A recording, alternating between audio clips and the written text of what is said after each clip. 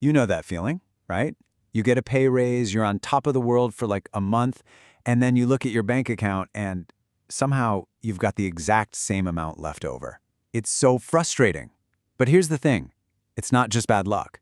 There's actually a powerful, kind of hidden law that might be secretly sabotaging your wealth, and you probably don't even know it's happening. So let's dive in. So you've probably heard of the original Parkinson's law. It's that classic idea. Work expands to fill the time available. You know, it's the reason a task that should really only take an hour somehow stretches out to take up the entire afternoon if that's the time you've set aside. This isn't some new idea. It was first written about in The Economist way back in 1955. It just perfectly nails our relationship with deadlines. I mean, we've all been there. But here's where it gets really interesting. What if that exact same principle, the one that stretches out your to-do list, is also stretching out your spending to gobble up every single dollar you make? What if Parkinson's law has this, like a lesser known and honestly a much more dangerous twin that is aimed directly at your bank account? Okay, this is where we need to pull back the curtain on a huge financial trap. We're not talking about time management anymore. No, this is all about your financial future. It's time to meet Parkinson's second law. And there it is. So simple, so powerful, and yeah, a little bit terrifying. Expenditure rises to meet income. Think about that. The more money you make, the more money you spend. It's this observation of how we behave that feels almost automatic, right? Almost like a force of nature. And listen, this isn't some new age life hack or a trend you saw on social media.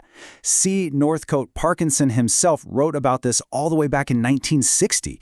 He actually wrote, and I'm quoting here, "This is a matter of everyday experience. There is no surplus, there never has been, there never will be." Wow. He saw, clear as day, that as soon as more money shows up, our spending just quietly expands and absorbs it all. So here's the bottom line. This law, it's like an invisible force. It's the reason why someone can literally double their income over 10 years and still feel like they're living paycheck to paycheck. Your lifestyle, all your wants, even what you think of as needs, they all just inflate right alongside your salary. And it leaves you feeling like you're stuck on a hamster wheel, just running in place. But, and this is a big but, here is the good news. Unlike, say, the law of gravity, this is a law of human behavior. And that means it can be broken. In fact, you have to break it. Deliberately breaking this law is pretty much the only path to real financial freedom. So, yeah, it's time to become a financial outlaw. Just look at this. It really boils everything down to one simple choice. On one side, you've got the default setting, the Parkinson's trap. You earn more, you spend more, and you stay broke. Or at least you feel like it. But on the other side, that's the path to real wealth. You earn more, but you intentionally create a gap between your income and your spending. And you put that difference to work for you. That gap, right there, that's the whole secret. And let me be clear, this isn't just, a good idea. It's an absolute requirement. Financial independence only happens when you decide to defy this law. It's never just about how much you earn. At the end of the day, it's about how much of what you earn you actually get to keep. All right, so how do we actually start breaking this law? Well, you fight one law with another. Let's start with a super simple, really powerful rule that's been a cornerstone of personal finance forever. It's the 10% savings rule. Just 10%. Think of this as your starting line. The goal is simple. Save at least 10% of every single dollar that comes your way for the rest of your life. It's not a one-time thing. It's a lifelong habit you're building. The author Brian Tracy puts it perfectly. He links this habit directly to the end goal. He says, freedom comes to those who save 10% of their income throughout their lives. Just let that sink in. You're not just piling up cash, you are literally buying your own freedom. And making this happen is way simpler than you might think. First step, pay yourself first. This is a game changer. It means you don't save what's left over after you spend. Nope, you spend what's left over after you save. And the key is to automate it. Set up a transfer for the very day you get paid. Now, if 10% sounds totally impossible right now, don't worry. Start with 1%. I'm serious. The goal at the beginning isn't the amount, it's just building the muscle, building the habit. And finally, that savings account, it's off limits. This isn't your emergency fund. This is your long-term, wealth-building freedom fund. Don't touch it. Okay, so now that we have that foundation, let's build on it with what is probably the most powerful concept for kicking Parkinson's law to the curb. It's not just about saving a certain percentage. It's about creating something called a financial wedge.